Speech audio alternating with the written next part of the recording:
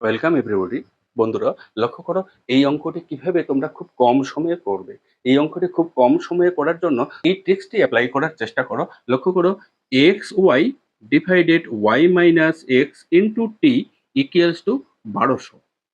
এখানে এক্স আর ওয়াই দুটো গতিবেগ এবং টি হলো তোমার সময়কে বোঝানো হচ্ছে। এক্স এর মান যেহেতু 8, 8 into Y, Y minus 8 into T, অঙ্কটিতে বলা আছে 30 সেকেন্ড ইকুয়ালস টু 1200।